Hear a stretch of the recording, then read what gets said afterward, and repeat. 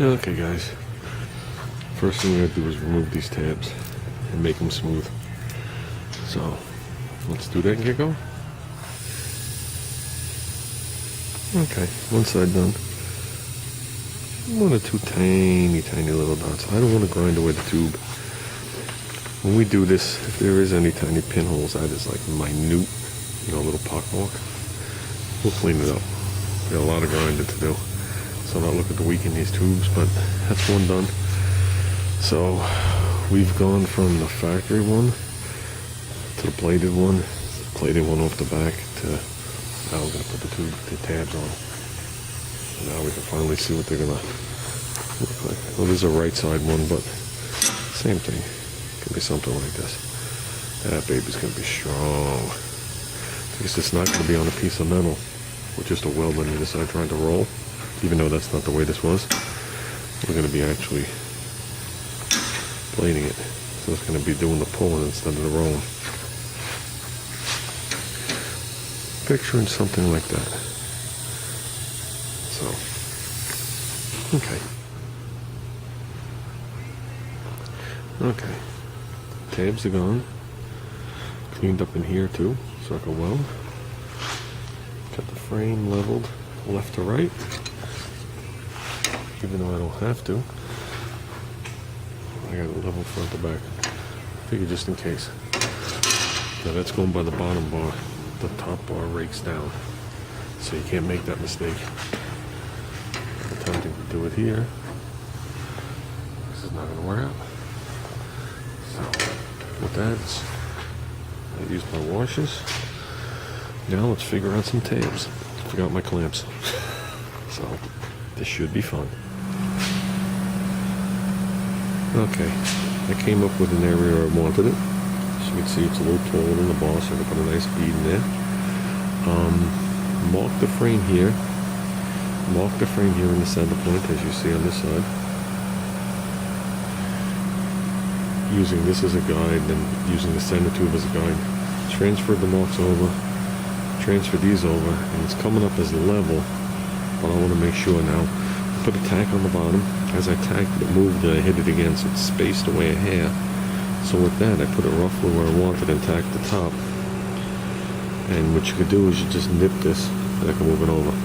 See, a MIG tack, you can bend to a point. Flexible one just usually snaps off.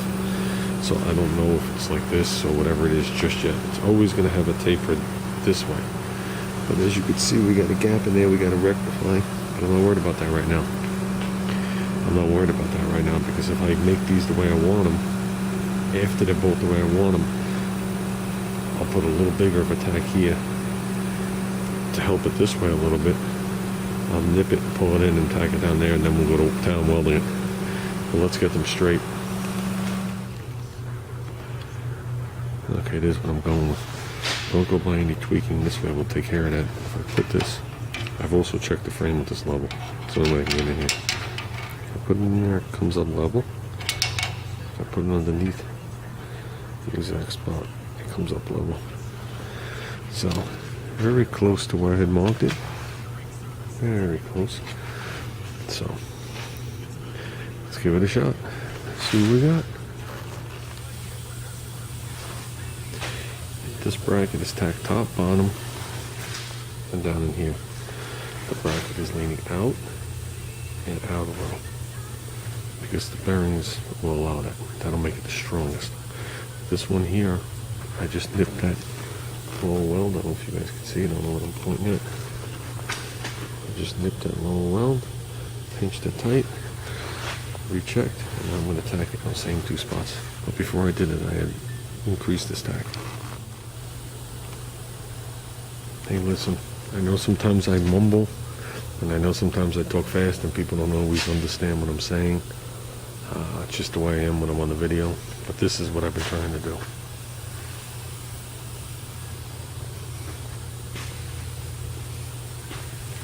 These are on there loose.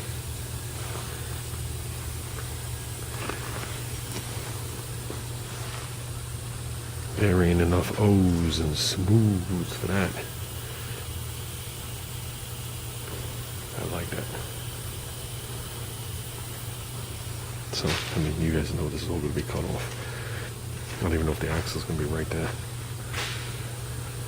But, yeah, the way it's looking, disc brake on this side, sprocket on that side. Oh yeah, that tire doesn't even wobble that much. I expected a little bit more out of round than that. So we got plenty of room.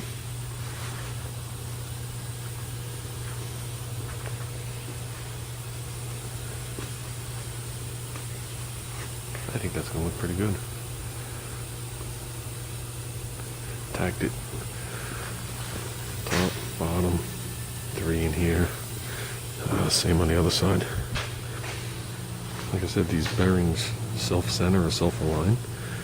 So it doesn't matter if it's whatever. It just has to be the same height. Not that it's going to sit crooked. Just the tire will be crooked. And I know the tire is straight to the bottom bar. That's all I can say about this frame.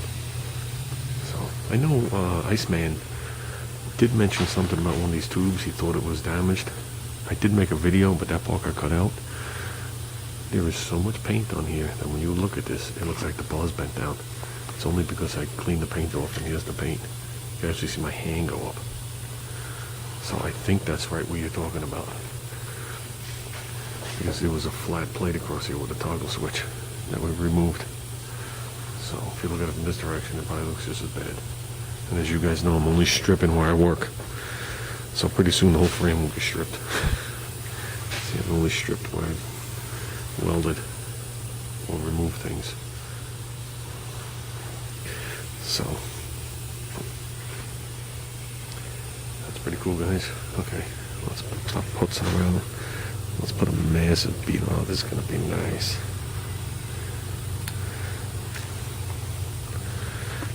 Hopefully Junior doesn't sell this on me one day when I'm old and feeble.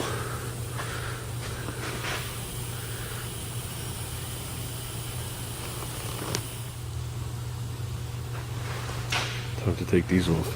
One gone. This is all fully welded. It went into my frame.